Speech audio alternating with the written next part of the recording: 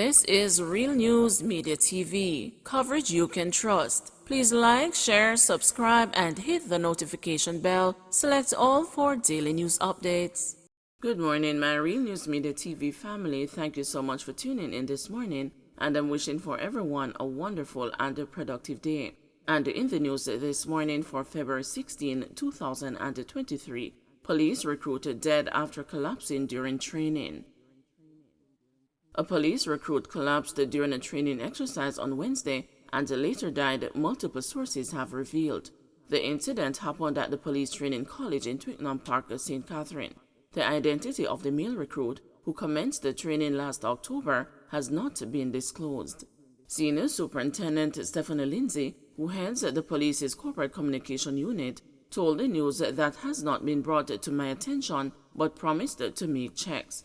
According to sources, the recruit collapsed while participating in a running exercise. He later died at hospital. Sources claimed that it took almost 10 minutes for members of the medical services branch to arrive to offer assistance. By the time them reach him never have no pulse and they rush him to the hospital, one source claimed. Guys Hill man held with a ganja at home fined $45,000.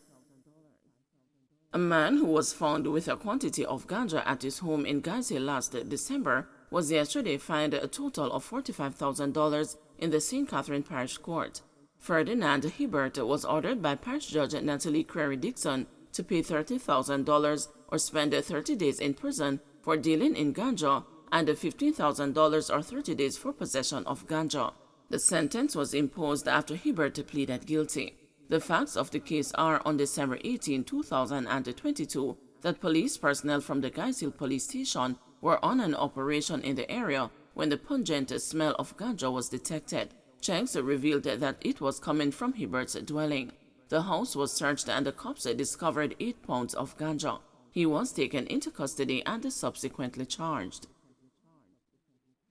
An embarrassment, opposition reacts to Holness conflict of interest probe. Opposition leader Mark Golding has said the news that Prime Minister Andrew Holness is under investigation is a major embarrassment and has implications for Jamaica on the international scene. It has been revealed that the Integrity Commission has referred a report to the Director of Corruption Prosecution implicating Mr. Holness in an alleged conflict of interest after it concluded that he may have influenced the awarding of millions of dollars in government contracts to the company of a business associate.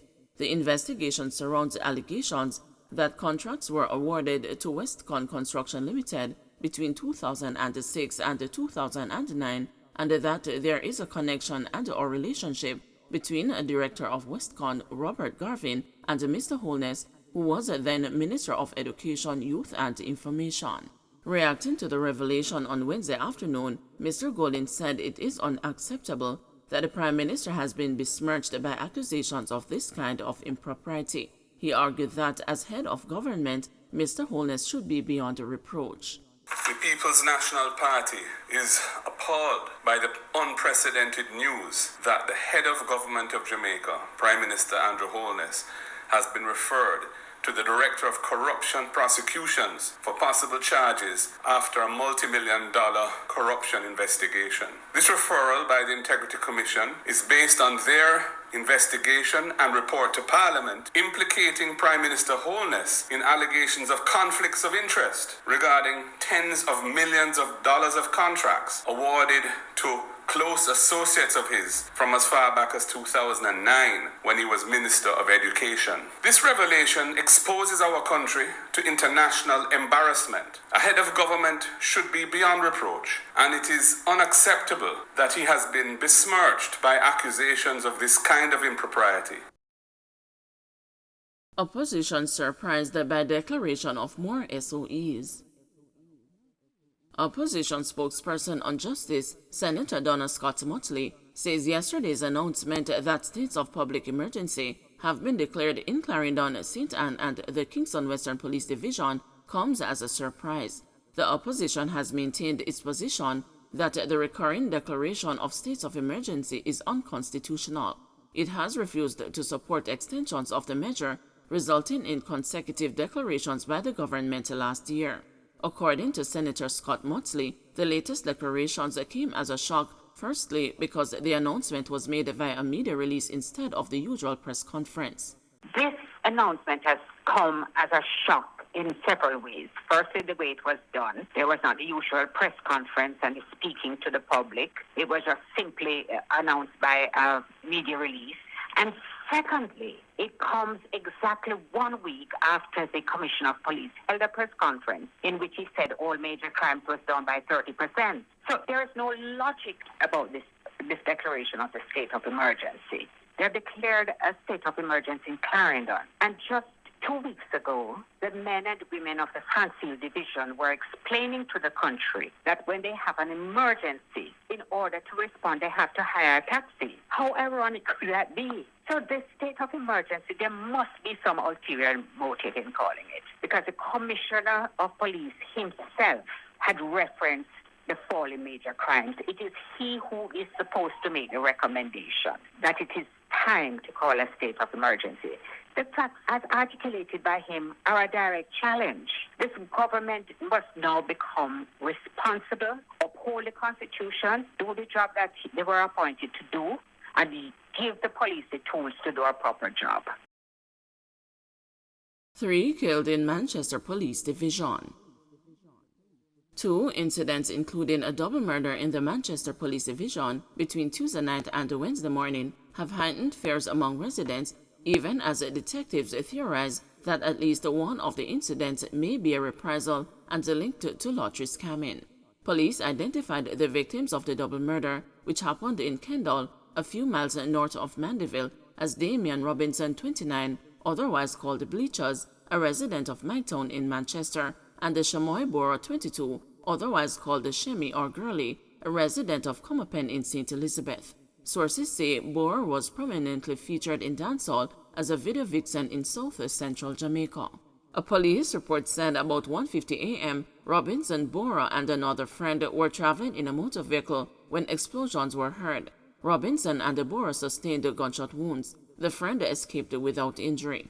However, residents of Kendal told the news that shortly after midnight, the 3 people were traveling in a Mark X motorcar from a party in Barrett Peace district in Kendal when gunmen opened fire on the occupants at the intersection of Barrett Peace and the Kendal Main Road. Robinson, who was driving the motorcar, was found slumped in the vehicle with multiple gunshot wounds to the upper body. Borough reportedly ran about 60 meters from the car and collapsed at the side of a shop. They were pronounced dead at hospital. Residents said the gunshots were confused with loud frightening sounds from motorcycles.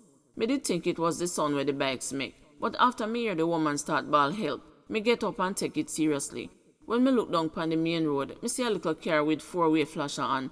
So because one of my friends drive a Mark X, I thought it was him, said a resident who asked her not to be named. The resident added that Bora's body wasn't found until the police arrived on the scene. When me reached the car, me see that a youth got shot. About 20 minutes later, we found out a girl there at the shop side, where did run from the car with gunshot, he said. Another resident told the news that the double murder shocked the community. Me hear a barrage of shots. Me a check see a bike at first. Everything happened between midnight and 1 o'clock. The people are not from the community. They were at a party in a lane, Barrett Peace, so they were leaving from there when the incident happened, said the resident. A reliable police source said investigators theorized that the incident may be a reprisal for another murder recently. It could also be related to scamming, said the source. The second incident, Kurt Douglas, 22, a student of Whiteshop District in Sanguinetti, was shot and killed shortly before midnight after leaving a party. Though Sanguinetti is located in Clarendon, it is under the jurisdiction of the Manchester Police Division. Police report that about 11:45 p.m., Douglas was walking on Coin Street in Sanguinetti with a friend when they were attacked by a gunman. Douglas was reportedly shot multiple times. The friend escaped without injury. Douglas was pronounced dead at hospital. Don't forget to like, share, subscribe, and hit the notification bell. Select all for daily news updates.